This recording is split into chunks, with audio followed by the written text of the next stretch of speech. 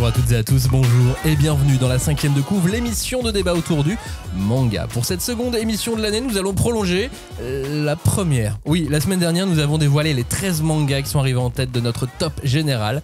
Mais cette fois, nous allons vous présenter ceux qui sont passés au travers des mailles du filet collectif. Ces titres qu'on a lus, mais dont le plaisir n'a pas été suffisamment partagé par les autres membres du podcast, ou que les autres n'ont tout simplement pas eu envie de le lire parce que c'est des...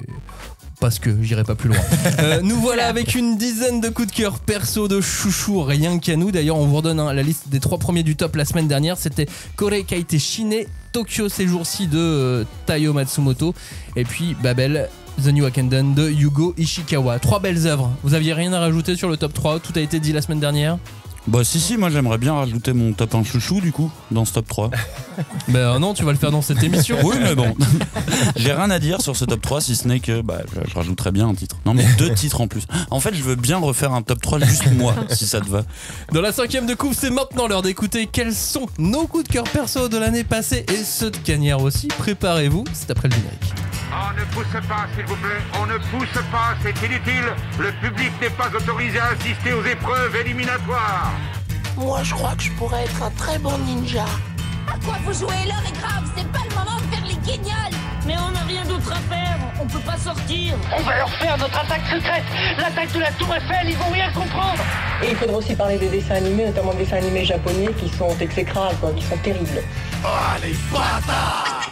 Oh, this you crazy mother... Vous êtes en train d'écouter la 5e de couve, le seul podcast où l'on peut découper, charcuter, dépecer et aimer les mangas de 2024. Bonjour à tous, comment ça va? Bonjour Maxime. Ça va. Si vous nous découvrez, sachez que nous revenons chaque semaine avec une voix langoureuse comme Robin, avec une heure de podcast pour parler de manga. La semaine prochaine, on parle réédition et manga classique. Puis début février, on va s'intéresser aux futures sorties manga. Si vous aimez ce qu'on fait, envoyez-nous des messages, abonnez-vous, activez les notifications, visitez nos pages sur les différents réseaux sociaux. On est arrivé sur Blue Sky. Oui, c'est le futur. Je crois qu'on a 15 followers. C'est déjà beaucoup. Et allez faire un tour sur notre bon vieux blog la5e-de-couve.fr. Nous voici donc prêts à faire une rétrospective un peu listing de nos chouchous. On va égrener un à un les mangas coup de cœur des uns et des autres. On a dû en choisir 2 chacun. Cette année, on a aussi décidé d'étaler le bilan des ventes sur nos 3 premières émissions de l'année. Donc on va aussi un petit peu parler de quelques tops des ventes comme la semaine dernière dans l'heure qui suit. C'est parti donc pour les chouchous et on commence avec toi Cagnard, puisque tu voulais absolument en rajouter un. Il était pas loin du top 13. La bordure. Il était dans la bordure, mais certains dans l'équipe, je ne dirais pas qui, l'ont saqué, peut-être moi. Kindergarten Wars. Je me disais, mais moi j'ai pas la saquée. De quoi il s'agit, Cagnard? Alors pour expliquer aux auditeurs, on a 3 points pour chacun des titres qu'on présente. Il y a ce qui nous a plu. On a un petit point bonus qu'on donne aussi au titre. Et pour finir, une petite info en plus qui est un petit peu originale. S'il nous manque un des 3 points qu'on n'a pas, dans ce cas-là, on passe au suivant et on défausse une carte. Après, on revient normalement. Si on n'a pas le droit d'éliminer ce qui nous a plu, par exemple, sinon on passe directement à la personne d'après. Donc dans le cas de Kindergarten Noir, l'histoire est très simple. Bienvenue au Kindergarten Back, la maternelle la plus sécurisée du monde. Ici grandissent les enfants des plus célèbres politiciens du monde, Wink Wink Spy Family, protégés par des anciens criminels dont Rita, qui est une ancienne célèbre tueuse à gages qui cherche le grand amour. Pitch très simple.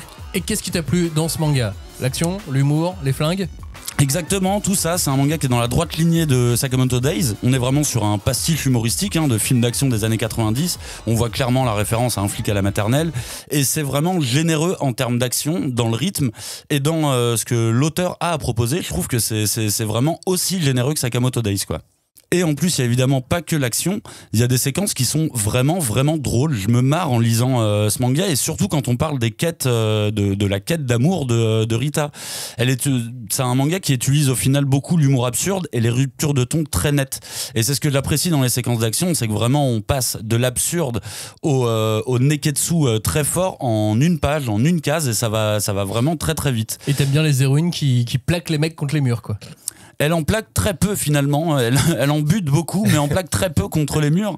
Et oui, on est un peu dans ce genre d'humour complètement décalé où tu vas vraiment avoir une scène d'amour absurde et juste après, on va arriver avec un perso très badass et ça donne vraiment du corps au manga. Et bon, si j'ai un petit défaut, c'est qu'on sentait dès le début que sur le scénario, on allait d'abord beaucoup s'amuser avant de rentrer dans le vrai scénario. Honnêtement, je pensais, là on est arrivé au tome 6, je pensais que le véritable scénario allait arriver un petit peu plus vite. C'est pas encore le cas, mais honnêtement, je boude pas mon plaisir. C'est vraiment, chaque personnage est bien traité. On est un peu dans la même mécanique que dans Sakamoto Days. Un tome, c'est un nouveau perso et un nouveau perso qui est ultra badass à chaque fois. Mais mine de rien, il va prendre un petit peu plus le temps pour qu'on s'habitue au perso. Donc je pense qu'on est juste en train de monter une équipe, là, très clairement, dans les 6 premiers tomes. Mais à chaque fois avec un nouvel ennemi qui arrive et qui se fait tuer. Ouais, alors pas tout le temps, parce que tu peux pas tuer tout le monde. C'est vraiment même la logique de ce manga est absurde parce qu'on tue beaucoup de sous-fifres. Mais les vrais boss de fin de niveau, tu ne peux pas les tuer aussi vite. Et avant de tuer, il y a un questionnaire. Il y a un petit questionnaire. Rita cherche le grand amour et du coup c'est assez simple pour elle. Elle a des kinks vraiment qu'elle ne peut pas laisser passer. L'une des premières questions qu'elle pose toujours à ses prétendants, c'est comment tu manges tes ramen? Est-ce que tu commences par le bouillon? Est-ce que tu commences par les pâtes? Et rien que ça, je trouve que c'est hyper intelligent parce qu'en tant que lecteur, t'es obligé de te poser la question toi aussi, tu vois. Et une fois sur deux, tu sautes. En fait, tellement ces exigences sont absurdes. Et je trouve que t'as un petit attachement parce que oui, c'est quelque chose qui est très vrai quand tu recherches l'amour, d'avoir vraiment des petits points de comparaison qui sont vraiment subtils et inutiles, tu vois. Mais elle en fait un guide de vie vraiment, et ça donne des situations qui sont vraiment drôles. C'est un humour qui peut être répétitif, mais en fait la cassure du rythme fonctionne tellement bien que moi je me fais prendre à chaque fois. Comment tu manges tes ramen? Par quoi tu commences? Le bouillon. Ok. Tu vois, je passe la première étape. Après, il y a d'autres étapes où j'ai sauté plein de fois par contre.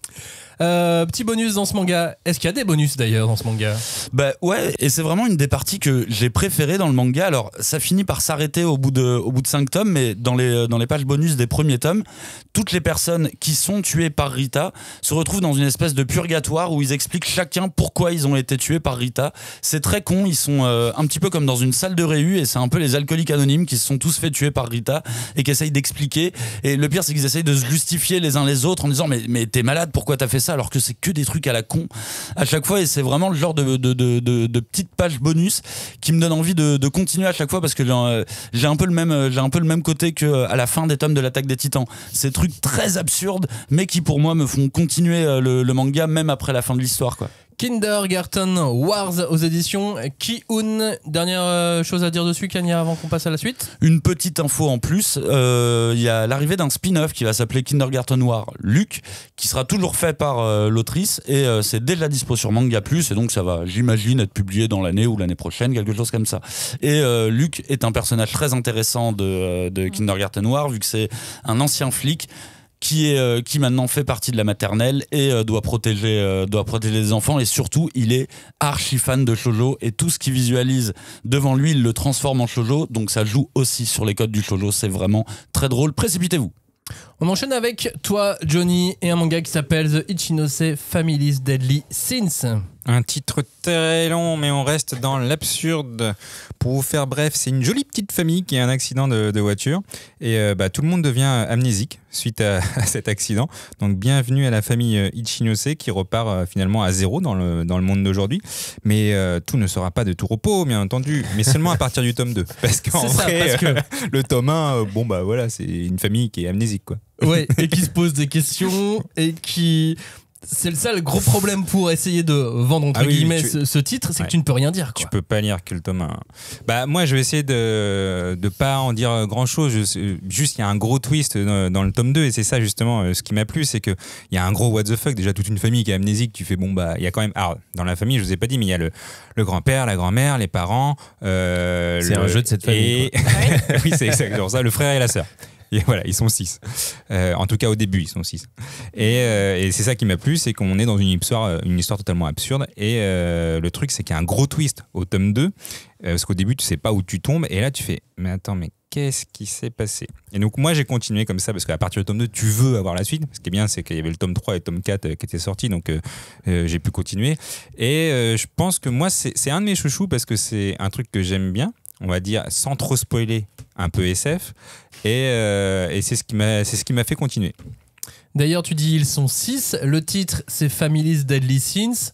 Donc Ouais, les ça me fait penser à péchés, Seven du coup. 7. sont Ouais, sept. effectivement. Est-ce que c'est la maison, le 7e péché? On ne sait pas. Bah, on sait pas. Hein. D'ailleurs, Peut-être que c'est autre j'ai pas chose. compté les portes dans leur maison. J'aurais dû compter leurs portes dans la maison. J'ai pas fait attention. Parce que quand tu arrives au tome 4, tu t'enquêtes, Ouais. tu te poses vraiment des questions. Moi, j'ai voulu continuer. En plus, le tome 5 qui sort le 24 janvier, donc je me dis, vas-y, c'est bientôt. Là, le truc bien, c'est qu'il y aura que 6 tomes. Donc au moins, là où on vous en parle, vous n'allez pas attendre très longtemps pour lire toute la série.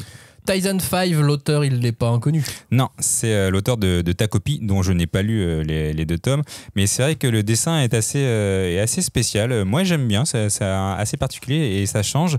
Et c'est un petit peu mon point bonus. Je pense que ça peut rebuter certaines personnes. D'ailleurs, il y a un truc qui m'a rebuté chez lui, c'est qu'au début, c'était marrant d'avoir un peu des effets fisheye, distorsion. Mais après, quand en fait, tu le vois tous les 2 pages, c'est trop chiant. Et je me suis dit, mais arrête. Enfin, et après, je pense que j'ai compris pourquoi il veut le faire. Par rapport à l'histoire, ça colle un peu cette histoire de distorsion, sans parler trop. Mais c'est vrai qu'au début, quand je m'en suis rendu compte, je fais, c'est une belle mise en scène. Et quand je l'ai revu tout de suite après, je fais, non mais arrête. Et puis quand je l'ai revu encore, je fais, mais pourquoi tu fais ça tout le temps? Mais après, effectivement, on s'habitue, on comprend pourquoi c'est un peu comme ça distordu. Mais j'ai une question. Quand tu lis un manga, tu parles à l'auteur. Oui. Ok. Non, mais c'est pour être sûr. Je lui parle, je fais, mais Tyson 5, qu'est-ce que tu fais? Bah, je l'ai tweeté. Non, je rigole, je l'ai pas fait. Mais en tout cas, non, c'est très simple. C'est une vraie belle découverte pour le coup. C'est pas le banger Bugle Cool, mais en vrai, lui, il était bien haut dans mon top. The Ichinose Family's Deadly Sin par Tyson 5 aux éditions Kana. 4 tomes dispo. Le 5 arrive cette semaine. Et est-ce que tu veux rajouter un dernier petit une truc petite info en plus, j'ai pas trouvé grand chose, mais en vrai, il s'est classé 3e dans un des prix du Next Manga Award 2023, donc c'était dans la catégorie manga imprimé. Alors il faut savoir que dans les années précédentes, il y avait par exemple My Hero Academia qui était en 2015 qui était premier. Cette année en 2024, il y avait en premier Kagurabati. Donc c'est vraiment un bon prix qui est décerné, et il y a 2 prix. Il y a le prix web, donc les mangas qui ont été lus sur Manga Plus par exemple, et le prix imprimé. Et lui, il a eu le 3e prix du prix imprimé, ce qui est très bien. Donc en vrai, c'est une valeur. Premier top des ventes, on va directement commencer avec le classement des éditeurs comme l'année dernière. Donc là, il est question de part de marché en volume d'après un chiffre d'affaires estimé. C'est chiffré. Voilà, vous m'avez suivi sur la phrase ou Non. ça va Absolument pas. Très bien. Bon, qui est premier? Change pas grand chose. C'est Glénat comme chaque année avec plus d'un quart du marché. En gros, ça veut dire que 1 euro dépensé sur 4 dans le manga en France, ça va aux éditions Glénat. 1 euro sur 4. C'est énorme en vrai. En vrai, c'est énorme. La grosse surprise cette année, c'est que Kiun a grignoté des parts de marché, continue à monter. Et puis là, ils sont 2e de justesse, mais ils sont 2e éditeur du marché devant les éditions Kana. Et suivent ensuite les éditions Pika, puis Kurokawa. Et les 5 qui suivent, ça va être Crunchyroll, Panini Manga, Delcourt Tonkam, Soleil et 10e Nobi. Ouh. Les choses évoluent, ça évolue, c'est par petits bouts de 0 et quelques, c'est ça. Nobi, chaque année, ça grignote un peu plus, quoi. Ouais. Mais le marché n'a pas non plus été totalement bousculé cette année. C'est le moment de passer à la suite de cette émission, puisque les éditions Glénat ont sorti un titre qui t'a beaucoup plu, toi Robin, qui s'appelle Jaa Dugar, la légende de Fatima. Oui, parce que du coup, les éditions Glénat, effectivement, merci One Piece, mais ils font aussi autre chose. des mangas, voilà, des trucs un peu différents. Ce manga, Jaa Dugar, en fait partie. L'histoire, elle nous plonge au XIIIe siècle. On est dans l'Asie centrale. Donc, on est avec une jeune esclave qui s'appelle Sitara, qui travaille pour une riche famille persane. Et cette jeune esclave découvre l'art et le savoir un peu auprès de sa maîtresse qui s'appelle Fatima. Mais son quotidien va être bousculé au moment où cette famille va être attaquée par l'armée mongole, parce que voilà, c'est vraiment le moment où Gengis Khan vraiment envahit et conquiert l'intégralité de l'Asie, quasiment. Et donc Sitara se retrouve kidnappée par cette armée. Elle va là c'est aussi parce que le sous-titre c'est la légende de Fatima, et Sitara étant le personnage principal, c'est un peu bizarre d'avoir un personnage principal qui n'a pas le nom de l'œuvre, mais en fait c'est parce que Sitara suite à la mort de sa maîtresse va prendre son identité, voilà, et donc se retrouver prise un peu dans les intrigues et dans voilà la soif de conquête de cette armée mongole en tant qu'esclave là-dedans. Et c'est au milieu de tout ça qu'elle va rencontrer un autre personnage féminin qui s'appelle Toregene, qui est l'une des épouses de l'empereur mongol, alors qu'il n'est pas Gengis Khan, parce que Gengis Khan va finalement mourir et avoir quelqu'un qui va hériter de l'empire, et c'est cette sixième épouse de l'empereur Toregene qui va un peu nouer des liens avec Sitara / Fatima, et voilà, on va voir comment ces deux femmes vont un peu construire leur destin dans ce monde ravagé par les conquêtes et la guerre. Robin, est-ce que chez toi t'as une étagère les mangas autour de la Mongolie? Oui, c'est pas mal ça.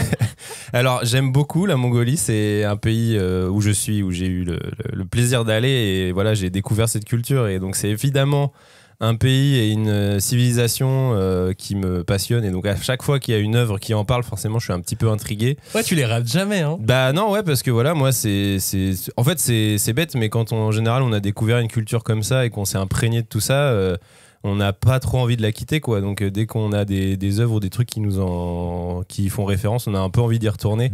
Ce qui est un peu marrant, c'est que, tu vois, par exemple, mes parents le savent très bien, parce que mon père, à chaque fois qu'il y a un sujet sur la Mongolie, il m'envoie un texto, il dit hey, regarde sur Arte, il y a un truc. Voilà, je suis un peu monsieur Mongolie, quoi. C'est vraiment le et truc, ça te redonne envie de prendre des douches dans la rivière, toi? Ouais, alors ça, c'était pas la meilleure partie du voyage, mais en tout cas, c'est vraiment, si vous avez l'occasion d'y aller, c'est un pays absolument magnifique et fascinant. Qu'est-ce qui t'a plu dans voilà, alors c'est pas que ça.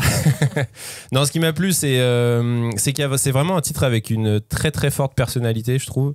Même une personnalité assez unique, en fait. C'est un véritable ovni, alors surtout graphique, parce que voilà, évidemment, dès qu'on voit ne serait-ce que la couverture, mais une fois qu'on ouvre les pages aussi, on se retrouve vraiment face à une autrice qui a une patte très très originale. On est presque plus proche du roman graphique. Alors forcément, on cite beaucoup Persépolis parce qu'il y a le côté perse et tout qui fait référence, et il y a ce côté, ce travail sur des grands aplats noirs, un trait un peu naïf, etc. Donc forcément, ça y fait penser, mais en même temps, voilà, je pense que c'est peut-être une référence aussi assumée de l'autrice, ou quelque chose qui est infusé dans son art.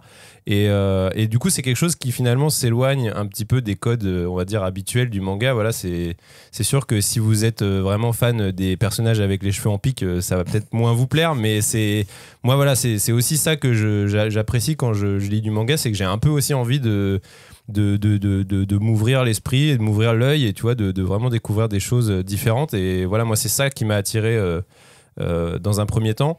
Mais après, je trouve aussi que cette approche naïve, on va dire ce côté un peu simple des chara-design, enfin très épuré et tout, va s'infuser aussi dans le traitement narratif. Il y a un côté très conte, en fait, dans la manière dont c'est raconté. Alors ça parle, voilà, dans le pitch que j'ai fait, ça parle de choses pas forcément super joyeuses, hein. Il y a la guerre, il y a des morts et tout, mais c'est traité vraiment avec cette espèce de cruauté naïve du conte, et moi je trouve que ça fonctionne super bien, et ça rend certaines situations vraiment extrêmement marquantes, quoi, et même des personnages d'autant plus voilà, qui peuvent même avoir l'air encore plus effrayants, parce que justement ils ont ce visage un peu d'enfants naïfs et tout, mais du coup c'est quand même des guerriers sanguinaires, quoi, et du coup cette espèce de décalage crée quelque chose de vraiment marquant, quoi. T'as pas dit le nom ou de la mangaka? Oui, alors la mangaka s'appelle Tomato Soup, ça s'invente pas, hein, c'est bon, je sais pas pourquoi elle a décidé de s'appeler comme ça, mais c'est vrai qu'en petit point bonus, ce qui est sympa, c'est qu'au moment où le tome 1 était sorti, Glénat avait publié une interview de l'autrice. C'est c'est du contenu qui est assez rare finalement dans le manga, donc c'est toujours intéressant, je trouve, d'y avoir accès, et justement elle détaille un peu voilà, ses partis pris esthétiques, comment lui est venue l'idée de cette histoire qui est quand même assez originale, tu vois, une mangaka qui va parler de l'histoire mongole et tout, c'est pas forcément un truc très naturel. En plus, il y a beaucoup aussi de références à la culture musulmane et tout, et c'est, je pense, pas du tout une culture dont les Japonais sont très très comment dire, familiers, tu vois. Et donc elle détaille un peu tout ça, c'est assez intéressant, et elle parle effectivement de son parti pris graphique, quoi, de justement utiliser ce trait un peu un peu naïf pour parler de choses atroces, et c'est ce décalage finalement qu'elle recherche à travers ça, quoi. Jade Dugard, La légende de Fatima, c'est aux éditions Glénat. Tu voulais rajouter un dernier truc ? Ouais, alors pour l'instant il y a 2 tomes sortis, mais surtout pareil, Glénat avait un peu communiqué là-dessus, c'est que le manga, comme a eu le prix Kono Manga Sugoi en 2023 catégorie manga féminin, donc c'est quand même un prix hyper prestigieux et tout, donc c'est, je pense, voilà, aussi un manga qui a su séduire les prescripteurs ou le milieu, on va dire, et ça m'étonne pas parce qu'il y a vraiment, je crois que quasiment tous les mangas de notre liste sont dans le top 10 de leur année du Kono Manga Sugoi ou d'autres prix du genre. Julie, c'est ton tour, tu veux nous parler de L'amour est au menu. Oui, il s'agit donc de 2 femmes célibataires qui sont voisines dans un immeuble, elles habitent sur le même palier, et donc il y a Nomoto qui aime beaucoup cuisiner au point qu'elle a même une espèce de petit blog culinaire qu'elle alimente, et son quotidien, c'est de se prendre des remarques de ses collègues masculins plutôt, à base de quand est-ce que tu me fais des petits plats, des choses un peu qu'elle trouve pesantes, quoi. Et sa voisine, donc Kasuga, elle aime manger. Elle trouve qu'il n'y a pas de plus grand plaisir dans la vie que de manger des bonnes choses, de se faire plaisir, et c'est quelque chose qu'on lui a toujours reproché, au point que quand elle était enfant, on va découvrir qu'elle a été privée de nourriture, parce qu'une femme, ça doit être faim, parce qu'une femme, ça doit pas trop manger, et ça doit bien se tenir au restaurant et pas commander 3 plats de pâtes, bref. Et en fait, ce qui est intéressant, c'est que comme il y en a une qui cuisine beaucoup mais qui n'aime pas forcément manger, et l'autre, par le hasard, va faire qu'elles vont se rencontrer et elles vont se mettre à cuisiner et passer des bons moments ensemble en mangeant ce qu'elles vont choisir de cuisiner, que ça soit ou même faire les courses, quoi, les trucs très très bêtes. Donc c'est vraiment un pur tranche de vie, mais qui petit à petit va installer une espèce de proximité, d'intimité entre ces 2 femmes. Et ça, franchement, c'est super. Et c'est ça qui t'a plu, leur relation, la façon dont elles interagissent dans le manga, dans l'histoire ? En fait, c'est quand même un tout, mais on en parlera un peu plus tard quand je donnerai mon 2e choix de manga. Mais en tout cas, je trouve qu'il y a beaucoup de choses dans ce manga qui a l'air tout simple, tout, vraiment bêtement quotidien, alors que non, c'est déjà, il fait partie de ce que moi j'appelle les mangas next-gen. Bon, ça a commencé avec Tsutsui, donc c'est pas si récent que ça, mais c'est le fait d'avoir ces autrices qui de plus en plus postent sur leur page personnelle ou sur des sites et qui vont être scoutés, qui vont être appelés par des maisons d'édition pour ensuite concrétiser leurs œuvres, que ça soit sous format numérique ou sous format imprimé, Et je trouve que ce qui est vraiment rassurant en fait dans ce manga, c'est cette espèce d'univers sans mec, désolée, mais c'était vraiment les filles comme elles sont quand elles sont entre elles, t'as envie de traîner sans maquillage, en pyjama toute la journée, de faire des courses, de baffrer si t'as envie de baffrer. Et en fait, c'est même pas une approche subversive de la nourriture, parce que c'est au contraire, elles font des trucs qui leur plaisent. Oui, ça a l'air bon.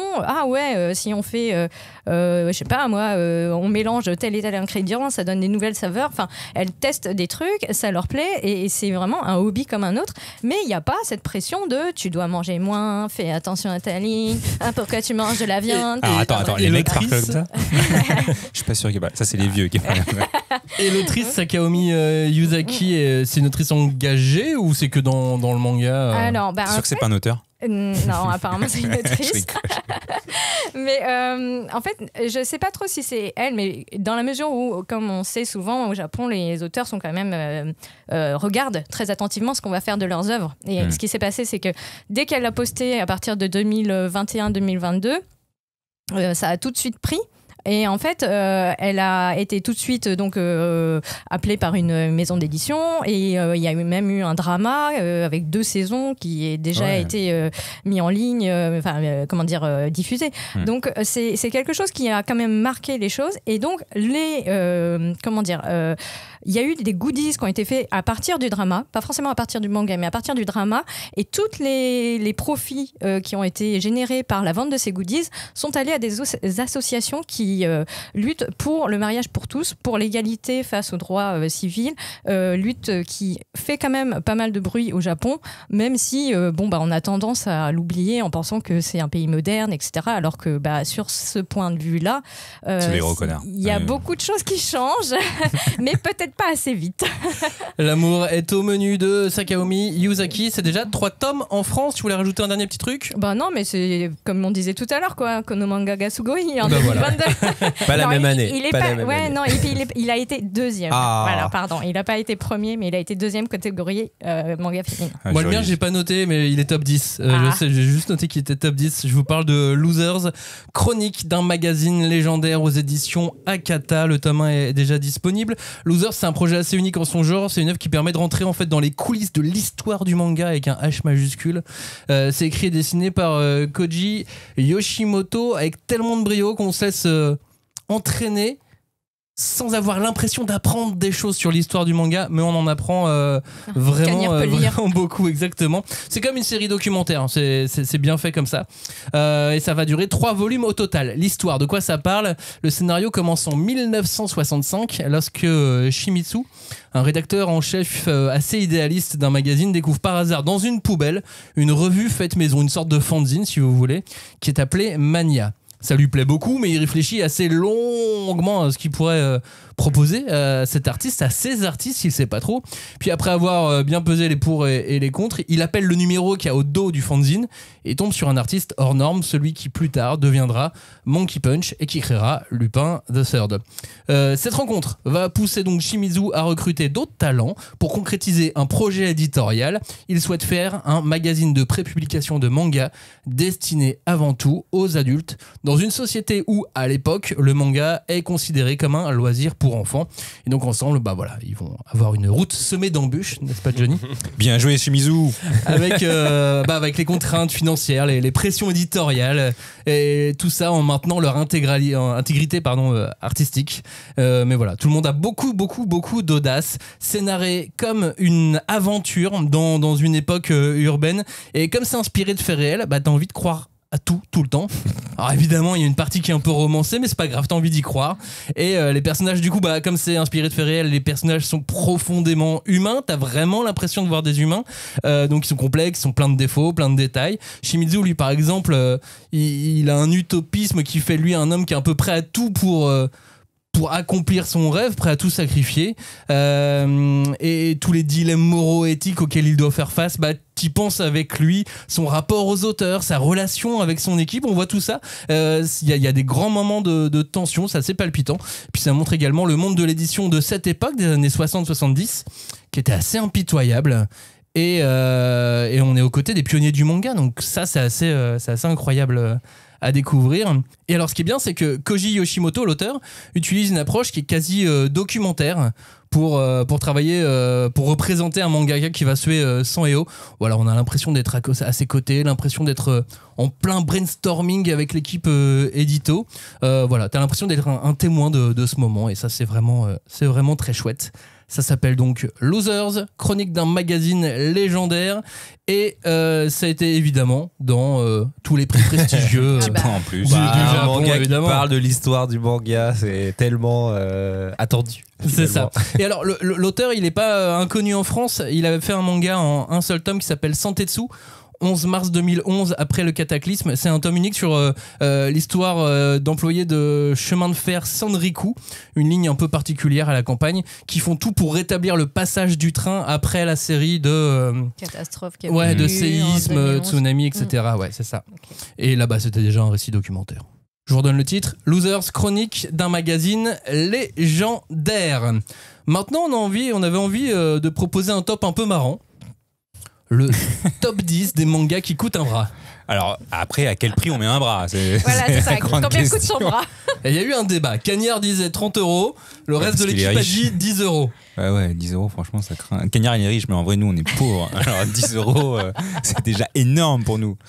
Bah après, non, je pense que c'est pas la même chose. Enfin, quand t'as un coffret, tu mets plus que 10 €, évidemment. Mais... Non, mais là, on a dit un manga. Hein. Ah On n'a pas Ouais, dit là, un c'est coffret, un hein, on a dit un Mais manga. je vous propose les deux tops. Alors. D'abord le top 10 des mangas qui coûtent un bras, donc manga unique, puis ensuite Ok. le top 10 des coffrets collector. Ok, d'accord. Donc Deux bras. numéro 1, ouais, qui coûte 2 bras.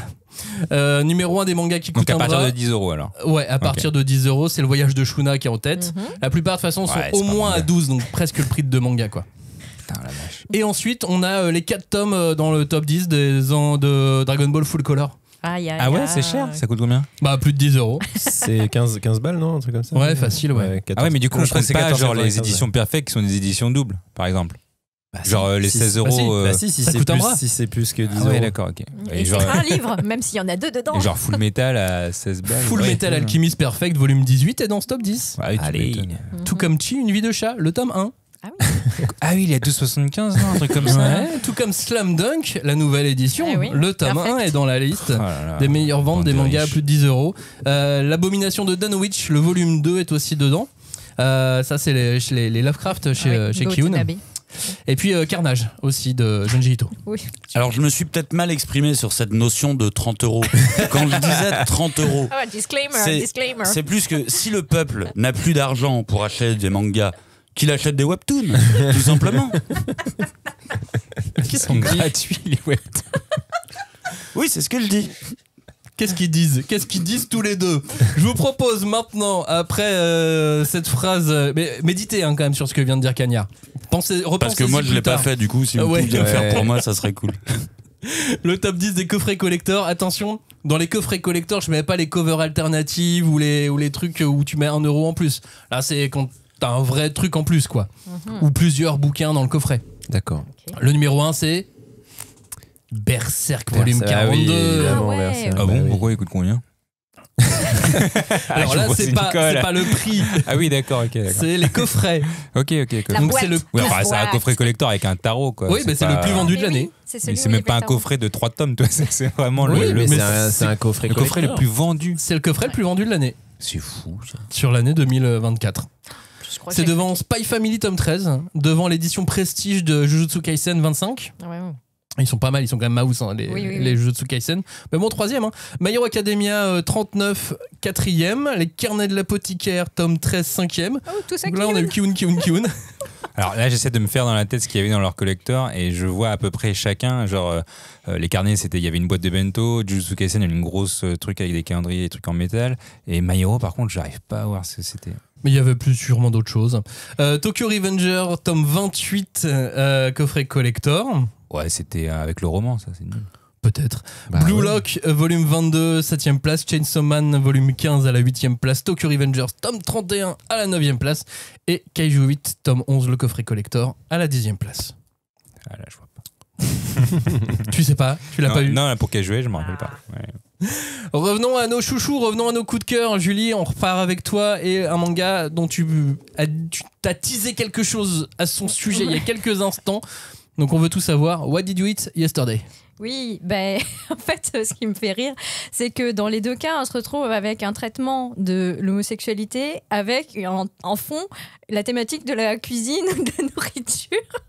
Et donc voilà, c'est pour ça. Je suis désolée parce que j'ai lu tellement de trucs cette année et que ça soit ces deux titres qui remontent le plus. Bon, je sais pas quoi en penser, mais c'est comme ça. Bah, t'as faim, quoi, non? Ouais, sans doute. Ouais, voilà. Moi, j'ai faim. Et c'est pour ça que je mange du céleri. Mais Cagnard, est-ce que tu as un mot à ce sujet? Est-ce que depuis le début de cette émission, Julie est venue avec son propre céleri bah oui. dans le studio? Eh oui. Oui, je voulais Et le savoir mange. à quand le manga documentaire sur la production de céleri. Parce qu'il y a bien un sujet. Bah, on demandera petit à petit. Ouais, si possible. Si c'est scénarisé par Tutsui, il y a un meurtre chelou. On sait jamais. Céleri branche. Voilà. Mais bon, donc je vais vous faire quand même le pitch pour What Did You Eat Yesterday, puisque donc on suit le quotidien de Shiro Kakei, qui est un brillant avocat dans la quarantaine, mais qui reste un mystère pour ses collègues parce que il est toujours, comment dire, bien habillé, propre sur lui, très charmant, quoi, mais il a des habitudes de femme au foyer. Il connaît le prix du tofu par cœur. Il sait toujours comment dire, qu'est-ce qu'il a mangé la veille.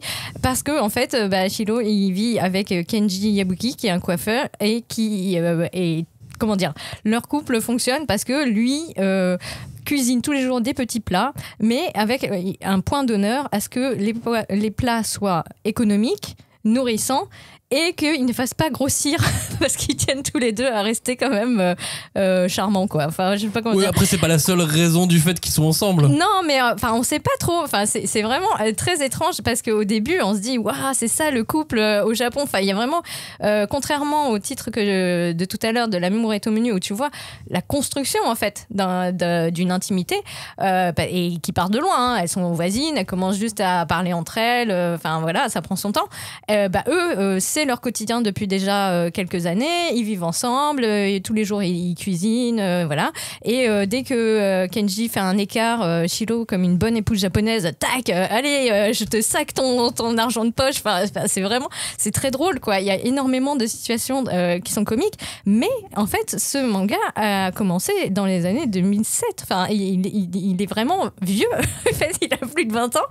Et en fait, je trouve que sociologiquement, c'est super d'avoir les deux en miroir et de voir les évolutions de qu'est-ce qui est déjà le regard que la société japonaise peut porter sur la communauté homosexuelle et comment aussi voilà, comment est-ce qu'il y a des normes ou pas qui sont intégrées ou, enfin, je ne sais pas comment expliquer mieux que ça, excusez-moi. Mais donc, What Did You Eat Yesterday, qui date de 2007, ça c'est aux éditions Delcourt, Tonkam. Et tu le mets en opposition donc avec ton titre de tout à l'heure, L'amour est au menu, qui lui date de 2022, donc 15 ans d'écart entre les deux. Bah oui. Mais en fait, non, ce qui est génial aussi dans What Did You Eat Yesterday, c'est que il est quand même écrit par Yoshinaga Fumi, qui donc est l'autrice du Pavillon des Hommes. Et en fait, voilà, elle expliquait que elle faisait donc cette série historique qui demandait beaucoup de travail, beaucoup d'implication et qui pouvait être pesante parce que ça parle d'épidémie, ça parle de choses politiques. Et en fait, elle s'était dit, bon, je vais me faire une petite respiration ou quelque chose à côté. Et donc, elle s'est mise à créer donc, cette série, What Did You Eat Yesterday, pour justement voilà, se créer une petite soupape, parce que comme elle le dit elle-même, c'est ces deux trucs, comment dire, hobbies, enfin les trucs qui lui rapportent du réconfort, donc dessiner des hommes d'âge mûr et dessiner des petits plats. Voilà, donc je trouve que c'est vraiment, vraiment très, très, très sympa. Et là où, effectivement, contrairement à L'amour est au menu, on a comment dire, même si voilà, les deux mangas parlent d'une certaine idée de la domesticité, tu vois, on entre dans les foyers japonais en fait. C'est ça qui est aussi très marrant quand nous, voilà, en Europe, on a d'autres habitudes, qu'elles soient alimentaires ou économiques. Eh ben, en fait, elle, c'est un couple qui est déjà installé. Donc, elle pose la question de commencer, de bien vivre ensemble. Pourquoi, comment et des fois, bon, il y a des réponses qui peuvent être très inattendues, très légères et qui, donc, en font un manga très divertissant. What Did You Eat Yesterday? Alors, pour les auteurs, pour les auditeurs, pardon, qui pensaient, on n'est pas en 2027. Il y a eu un moment où Julie a dit qu'il y a plus de 20 ans, et c'était en 2007. Je fais, attends, on est en 2027. Je vis dans le futur, moi. Après 2025, 2027. Non, mais j'ai vraiment écouté attentivement. Je fais merde. Heureusement qu'il est là pour vérifier. Non, moi je t'écoute attentivement. Moi j'adore ce que tu dis. Fact-checking en direct. Je suis juste là pour vous dire, attention, vous n'êtes pas perdu dans une faille spatio-temporelle. C'est tout. Merci. Alors, merci, moi je vous propose d'aller dans une faille spatio-temporelle avec mon manga. Ça s'appelle Ansel Sakamichi Yowamushi Pedal. Yowamushi Pedal, c'est Ansel Sakamichi. C'est un manga de Wataru Watanabe qui a été publié, qui est toujours publié depuis 2008 dans le Weekly Shonen. Il y a plus de 20 ans donc. Non, il y a moins de 20 ans. En France, il est édité par Kurokawa qui s'engage d'abord à proposer les 27 premiers tomes sous le concept de saison 1. Ah voilà, comme Hajime no Ippo. Allez, c'est parti. On verra bien. L'histoire, c'est celle de Sakamichi Onoda, un otaku passionné de manga, d'anime, de jeux vidéo et de gachapon qui découvre par hasard ou par la force des choses ou un peu les deux le monde des courses cyclistes. Alors faut dire que le petit Bigleux est un phénomène. Malgré son vélo de ville, il grimpe des côtes mais sans effort et il fait 90 bornes toutes les semaines pour aller à Akiba. Juste pour aller acheter des figurines, des gachapon et tout ce genre de choses. En même temps, Il vit depuis tout petit dans une maison tout en haut d'une côte horrible, donc ça aide aussi à être un peu balèze à vélo. C'est un peu comme quand on enregistrait chez Robin, je sais pas si vous vous souvenez. 6e étage dans l'ascenseur. Cinquième ou sixième étage. Cinquième étage sans ascenseur. Donc ça Ressenti 6. à l'époque, ça nous maintenait en forme. Ah ouais, Comme, moi je le faisais tous les jours. Hein. Ouais, bah, attends, on avait une forme à l'époque. Ouais. Il faut manger du Je me céleri. suis encrouté depuis. Et on a fait un manga là. Bon, et donc du coup, Onoda va rencontrer Naruko et Maizumi qui vont le pousser à rejoindre le club de cyclisme de son lycée où il se découvre une nouvelle passion et il se lance dans des compétitions acharnées de vélo, de cyclisme. Et qu'est-ce qui t'a plu dans ce manga de cyclisme? Manga de sport de référence. Pas le cyclisme. C'est pas pour rien que c'est une référence depuis aussi longtemps, depuis 18 ans. C'est une véritable institution et c'est une véritable ode au cyclisme avec des courses palpitantes, des personnages attachants. Notamment quand on les découvre au début lorsqu'ils montent l'équipe, tu sais. C'est toujours mes moments préférés à chaque fois j'en parle. Quand ils montent l'équipe, qu'ils recrutent et ainsi de suite. Le cara design est sympa en plus. Le cara ouais, un peu vieillot. J'aurais pas mis ça en avant. Moi je sais pas, c'est ce qui me reste. Bizakamichi, c'est le héros un peu atypique, tu sais, comme souvent dans ce genre de récit, il a une sorte de détermination contagieuse, mais détermination par la connerie. C'est pas forcément au début de vouloir être le meilleur qui le pousse à être le meilleur. C'est d'arriver plus vite ou de fonder un club d'animé qui le pousse à faire du... Enfin bref. Lisez, vous verrez, c'est assez marrant. J'ai un souvenir de ce titre parce que il y a 15 ans, j'étais en stage chez Glénat et je suis sûr de l'avoir vu sur le bureau de l'éditeur qui l'avait là pour étudier sa fiche technique. Et je sais que j'ai vu d'autres éditeurs à ce moment-là parce que j'étais en stage et je faisais un master, donc j'avais un document à faire à la fin de l'année. Je suis allé voir beaucoup d'éditeurs et je sais que je l'ai vu partout. Et donc déjà, il y a 15 ans, les gens se posaient la question. Et je pense que c'était la même réponse pour tous, c'est que cette série, elle est longue, c'est du vélo, qui ça va intéresser? Et donc, moi. Du coup, en vrai, bravo Kurokawa pour avoir fait ça, parce que c'est vrai que c'est toujours compliqué quand éditeur, on doit faire une analyse économique d'un titre. Donc même si on adore le titre, si ça ne nous rapporte pas d'argent, c'est dur. Et là, franchement, ce truc-là, bravo. Parce et j'ai l'impression que ça part pas si mal par rapport à ce que j'aurais pu penser en termes de vente. Dans le manga, après, qu'est-ce que vous allez trouver? Vous allez avoir un bon équilibre. C'est ça que j'aime bien aussi. L'équilibre entre manga pour connaisseurs de cyclisme et pour lecteurs de manga. Ils arrivent à faire le bon... En tout cas, dans la trad, on sent qu'il y a un bon équilibre qui est assez agréable. Et puis il y a des moments de folie douce, mais de folie complètement débile, comme dans le tome 2, où ils essayent à vélo de rattraper un mec qui est au volant d'une voiture tunée pour lui jeter à la tronche un mégot qu'il avait balancé sur leur vélo. Parce qu'on balance pas des mégots sur les vélos. Bah ouais.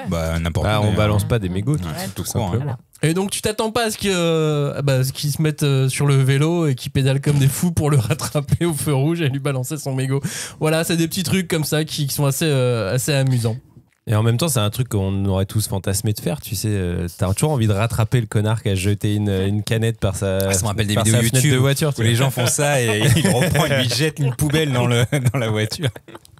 Sachez aussi que l'auteur est donc évidemment passionné de cyclisme et il a même été invité par la télé japonaise pour participer aux commentaires d'une étape du Tour de France. C'est rigolo. Ouais, hein. c'est rigolo. Voilà, et donc c'est un manga qui est coédité par l'équipe et au Japon. On a édité ça. Par l'équipe avec un grand E, tu sais. Ah non, l'équipe, le journal, la maison d'édition. Ah oui, aussi, ok, du coup. désolé. Et donc au Japon, le tome 93 vient de sortir. Waouh, ça c'est une grosse côte. 93 tomes. Là, faut mettre le petit plateau. Genre ça, je sais même pas de quoi je parle. Hein, mais franchement, il y a One Piece. Le petit plateau, c'est bien. Il y a One Piece, c'est pas loin. Il y a Sakamichi quand même. Détective Conan, One Piece et Ansel Sakamichi. Voilà, je pense que ça devrait être plus connu en France en tout cas. Mais non, franchement, je vous conseille d'y jeter un œil. À ton tour, Johnny, parle-nous de Kill Blue. Kill Blue. Non, en fait, c'est même pas ça parce que c'est Kill Ao. J'ai lu le titre original il y a pas longtemps. J'étais surpris d'ailleurs, mais très bien, Kill Blue. De Tadatoshi Fujimaki, c'est l'auteur de Kuroko's Basket, très connu en France. Et petit pitch, on fait affaire à Juzo Ogami, un quarantenaire divorcé, tueur redouté par la pègre, mais en vrai par tout le monde parce qu'il est dangereux. Et un jour, il va se faire piquer par une guêpe génétiquement modifiée et il va se réveiller dans le corps d'un adolescent qui a l'âge de sa fille en gros, donc plus ou moins collégien. Et donc pour trouver des réponses à cette piqûre et pour trouver un antidote, il va s'infiltrer dans une dans un collège sous couverture. Je vous passe les détails parce qu'il y a une histoire où il y a une mission quand même, il ne s'infiltre pas gratuitement. Et voilà, donc très what the fuck, encore une fois, très absurde et j'adore. Et est-ce qu'il n'y a pas de moment où tu te dis ça peut être creepy ? Franchement, non, parce que en fait c'est ça qui est bien, c'est que en tant que père de famille, comme il a sa fille, tous les gens qu'il imagine, il les met au plan de sa fille. Il fait « Ah putain, ma fille, elle pense... Ah non, c'est trop dangereux. » Et du coup, en fait, il est là en tant que... Il est dans un corps d'adolescent, mais en tant que papa. Il est là pour les protéger vraiment en tant que papa. Et du coup, bah, moi, je suis papa aussi, donc je m'identifie facilement. Je suis pas un tueur, par contre, donc ça, c'est autre chose. mais en vrai, ce qui m'a plu, c'est le dessin qui est assez différent de Kuroko's Basket. Kuroko's Basket, on a affaire à des mangas assez dynamiques parce que c'est du sport, etc. Mais je trouvais que c'était très rectiligne. Alors que là, j'en ai déjà parlé d'ailleurs pour Kill Blue, on a l'impression que c'est plus brut de décoffrage ou, je sais pas, moins informatique, plus à l'ancienne. Et c'est ça que j'ai adoré. C'est un manga décalé. Ouais, outre le dessin, c'est aussi l'humour et vraiment le what the fuck du scénario. D'ailleurs, j'étais assez surpris parce qu'il est sorti en fin d'année. Donc, on lance le fil rouge de je deviens un adolescent. Et en fait, à la fin du tome 2, je vous spoil pas, mais j'avoue, j'étais un peu dérouté. D'accord. Voilà. Très bien, donc Kill Blue par Tadatoshi Fujimaki. 2 tomes disponibles. Ouais, le prochain en février. En fait, comme il est sorti en fin d'année, il n'y avait pas eu beaucoup de tomes vu que c'était octobre et décembre. Et le prochain, il arrive en février. Et est-ce qu'au collège, le héros fait du basket ? Et ben ça, c'est bien parce qu'il fait un autre sport. Il fait beaucoup d'autres sports. Il fait du futsal, il fait des courses un peu dans tout le collège. Et il y a un moment où il y a une course avec un mec qui a une tétine dans la bouche et j'ai fait, mais attends, mais c'est quoi cette histoire d'un mec qui a une tétine dans la... Il a une anxiété sociale et pour pouvoir parler en société, il a besoin d'une tétine. Ça m'a fait rigoler. Bref, moi, le point bonus, c'est vraiment les moments de sport où forcément, l'auteur de Kuroko's, il nous régale à ce moment-là. Kill Blue aux éditions Crunchyroll. Je vous propose maintenant de parler du top 100 des ventes de mangas. Alors on va pas faire la liste des 100 mangas les plus vendus en France, mais juste de penser au nombre de séries qu'il peut y avoir dedans. L'année dernière, il y en avait 16 séries seulement dans les 100 meilleures ventes de mangas. Cette année, il n'y en a que 15. Ah, il y en a un qui a sauté. Bon. Il y en a un qui a sauté, il y en a plusieurs qui ont sauté. Par exemple, il n'y a plus de Dan Dadan ou de Mashal dans le top 100. Ah zut. Bon, ok, au revoir. On trouve toujours One Piece en tête. Ouais. 34 tomes sont parmi les 100 meilleures ventes de manga en France de l'année 2024. Spy Family. De Spy Family au même niveau que Jujutsu Kaisen. Ah oui, j'allais dire. 14 chacun. Ensuite, on a Blue Lock et Berserk. Yes. Berserk, toujours. Évidemment. Avec 6 volumes. Ensuite, le trio Naruto, My Hero Academia, Demon Slayer avec 5 tomes. D'accord. Souvent, pour Naruto, c'est les 5 premiers tomes d'ailleurs. Allez plus loin. Je vous en prie. On a du Dragon Ball. Alors, Dragon Ball Full Color, Dragon Ball Super et un mélange de Dragon Ball. Il y a plus de volumes de Jujutsu que My Hero dans le top 100 des ventes, oui. Bah ouais, mon gars. Bah purée. Mais il y a plus de volumes de My Hero que de volumes de Jujutsu Kaisen, en tout. Dans l'histoire de la vie. Bah oui, c'est ça qui est bizarre. Oui, mais donc du coup, c'est plus diffus. Ok. Ensuite, on trouve les carnets de l'apothicaire qui est présent avec 2 volumes dans le top 100. Pas mal. Et les habituels. Kaiju numéro 8, One Punch Man, Assassination Classroom. J'allais dire, il y a bien un petit Assassination Classroom qui traîne quelque part. Le voyage de Shuna et un petit Chainsaw Man. Ah bah oui. Voilà à quoi ressemble le top 100 des ventes de manga en 2024. Ça change peu quand même. Hein. Non. On se resserre. J'ai l'impression qu'on se resserre un petit peu sur One Piece. L'an prochain, on sera que One Piece. Hein. Il y aura 100 tomes sans One Piece et puis basta. Au revoir les gens. Bon. Espérons que ça évolue un petit peu quand même, qu'on ait des nouvelles choses. Bon, remarque, là, il y a Blue Lock. Il y a 3 ans, on n'aurait jamais eu Blue Lock. C'était pas sorti. Et Spy Family. C'est ça, ils courent super vite, les mecs. Revenons à nos chouchous, revenons à nos coups de cœur avec l'un des tiens, Robin, Dark Souls Redemption. Ouais, tout à fait. Que je vais vous résumer en lisant vraiment le pitch de l'éditeur parce que c'est irrésumable ce manga. Donc, les cendres mourantes d'un feu de camp éclairent un monde dévasté. Une femme ramenée à la vie par une mystérieuse marque émerge d'un profond sommeil sans aucun souvenir de son passé. Dans cet univers méconnaissable, elle est poursuivie sans relâche par la redoutable guilde des gardiens d'écailles. Cependant, elle se voit offrir un salut inattendu par un individu imposant qui garde farouchement le secret de son propre passé. Ça change rien. Ça en jette, hein. Ça change rien, on a toujours pas Vous avez compris? Non. Juste une petite précision sur la guilde des cailles. C'est vraiment que sur des cailles du coup? D'écailles. En un seul mot. Bien sûr. La guilde des gardiens d'écailles. Oui, Les apostrophe gardiens écailles. d'écailles. Ah oui, je viens de comprendre. Pardon. Yes. Je l'ai. C'est bon. Pourquoi je tente des jeux de mots moi C'est Mais bon, pourquoi c'est bon. je fais ça? J'ai la blague. Merci Kanya. Oh bah, Franchement, attendez. elle était super. Les 3 premières sont gratuites. Bravo. Qu'est-ce qui t'a On en plu est à combien? Beaucoup trop. Qu'est-ce qui t'a plu, Romain, dans Dark Souls Redemption? Alors, Dark Souls Redemption, pour vous faire un peu le contexte, c'est un manga qui se situe dans l'univers de Dark Souls. Dark Souls étant un jeu vidéo développé par un studio japonais qui s'appelle From Software. Moi, il faut savoir que je suis un énorme Yankee de From Software. Donc évidemment tout ce qui touche à Dark Souls, j'ai quasiment joué à tous les jeux, en tout cas tous les Souls comme on dit, je les ai quasiment fait.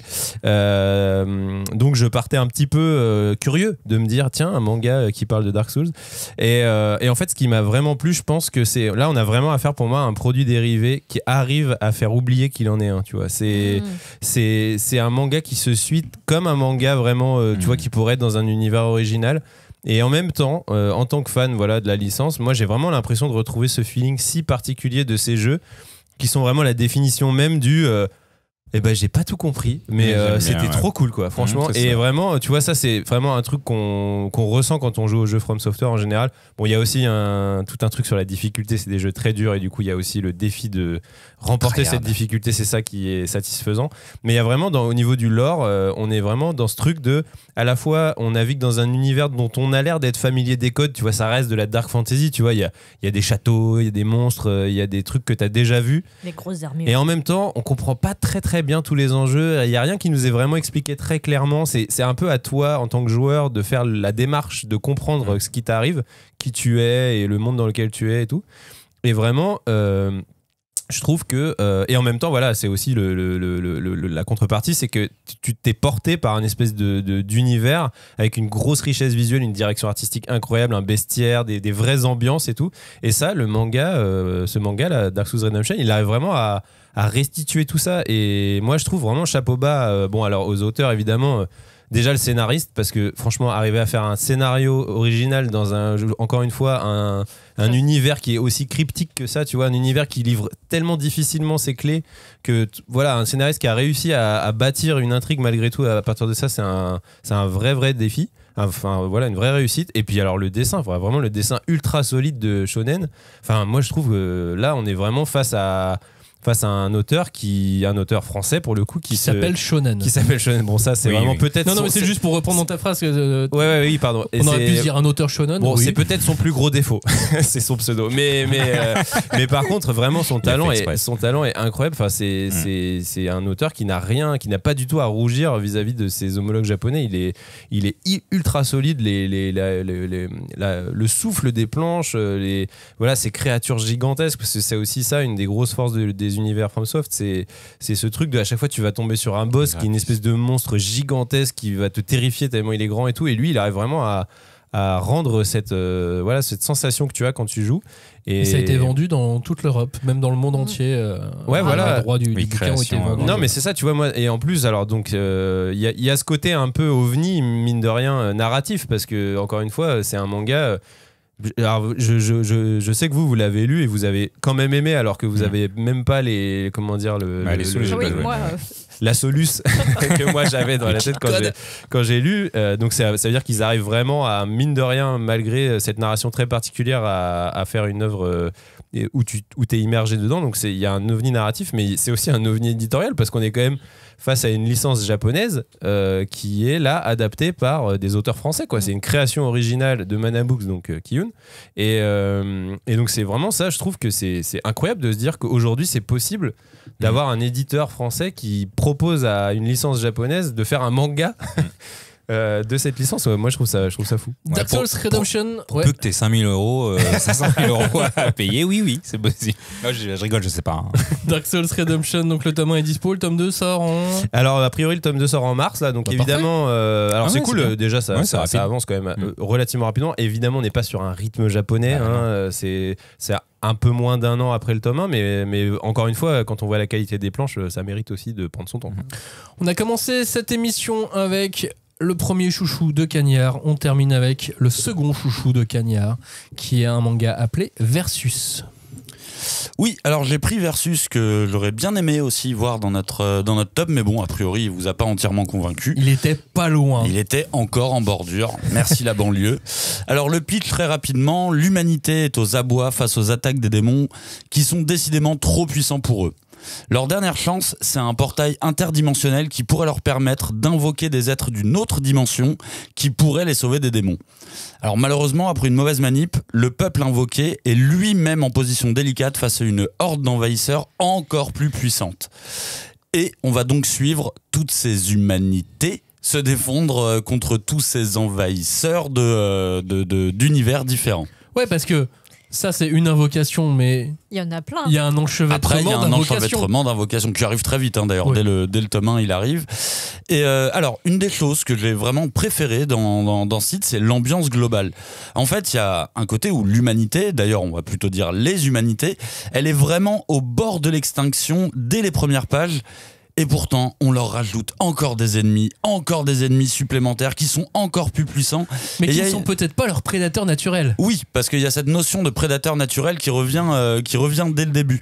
Mais du coup, il y a une surenchère permanente de désespoir, et je crois qu'il y avait un côté hyper nihiliste, un peu dans le style de l'attaque des titans. Et bizarrement, à côté de ça, c'est pas du tout un manga dark. En fait, le ton du manga, il est assez jovial, et en même temps, il arrive à passer sur des scènes assez dramatiques, parce qu'on va parler de mort à la chaîne, d'histoires tragiques, et je trouve que c'est vraiment un équilibre qui est hyper compliqué à obtenir sans que le manga soit trop déprimant, et en même temps que tu crois quand même à ces personnages, parce qu'il y a beaucoup de personnages qui interviennent de différents univers qui sont chacun des stéréotypes de manga qu'on connaît ou de films, et il y a vraiment un bel équilibre là-dessus que je trouve assez original, et d'autant plus venant de la part de One. De One, ouais. Et après, sinon, c'est tout simplement un plaisir régressif d'enfant, tu vois. En le lisant, j'ai vraiment eu l'impression d'assister à une partie de qui c'est le plus fort entre l'hippopotame et le rhinocéros. Sauf que là, tu remplaces ces animaux par toutes les typologies d'ennemis. Et alors, le coup de force supplémentaire, c'est alors tu te demandes qui sont les plus forts entre les démons, les robots, les extraterrestres. Et puis il va loin dans l'imagination c'est comme quand on était petit. On a notre bac à jouer avec tous nos personnages, et puis peu importe si une tortue ninja se bat contre un Transformers qui se bat contre un Sangoku, ça marche. Ça tient. Et loin de se contenter de, tu vois, juste mettre ce bête affrontement entre adversaires, on va dire, que je trouve déjà rigolo. Il donne quelque chose d'assez atypique aux humains, c'est que eux, de leur côté, parce qu'ils sont clairement pas les plus puissants de l'univers, eux, il y a une espèce de jeu de qui c'est le plus triste entre toutes les différentes planètes, on va dire. Et genre, moi j'ai perdu ma femme, et moi j'ai perdu mon enfant, et en fait l'humour vient beaucoup de là, parce que tu peux pas t'empêcher de te moquer un peu, parce que c'est des explications à répétition qui reviennent, et moi j'ai perdu ça, et moi j'ai perdu ça, et toi tu connais pas nos ennemis, et du coup même là-dedans il y a un battle entre les êtres humains que je trouve assez drôle, et du coup qui donne un aspect hyper comique à la tragédie. Et pour finir, je pense que je suis assez fan de la vision globale de l'humanité de One, que je trouve assez décalée finalement, parce que si tu prends toutes les humanités qu'il y a dans ce manga, il y a vraiment un récit un peu choral du type We Are the World, tu vois, toutes les humanités ensemble, main dans la main, on n'est pas les plus forts, mais putain on est les plus vicieux par contre. On va vraiment les laisser s'entretuer entre eux, et j'aime beaucoup cette vision de l'être humain au final.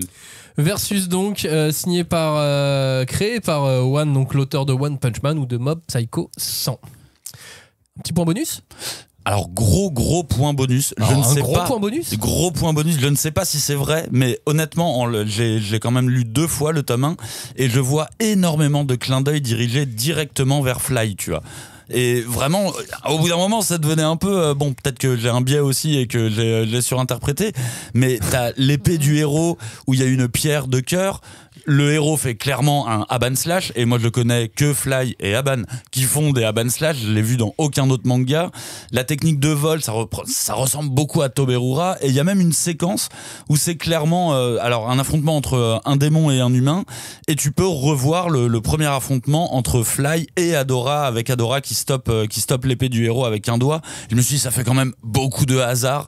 Je pense que One est fan de Fly.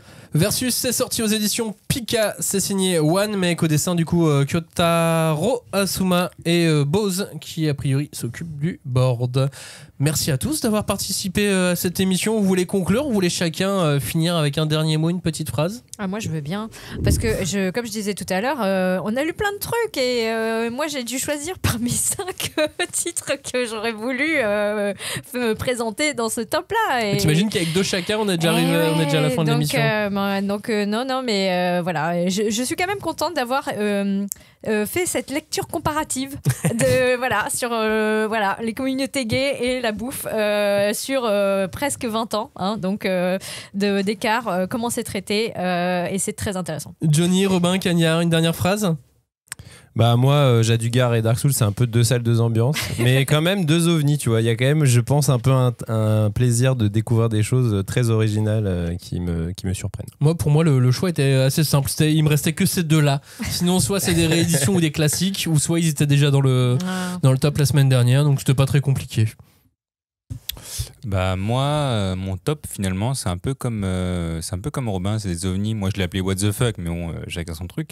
Mais effectivement, j'ai ce truc de je veux qu'on me surprenne. Je l'ai déjà dit pour le top 2024, mais clairement, Ichinose et Kill Blue sont très originaux et c'est ce que j'aime finalement dans cette année 2024. Cagnard, le dernier mot. Moi, je voulais plus précisément dire que j'étais déçu du top de Julie, parce que d'habitude, c'est moi qui mets des mangas gore, et cette année, elle avait un manga extrêmement gore et extrêmement violent, et je me suis dit, évidemment, il va être dans son top.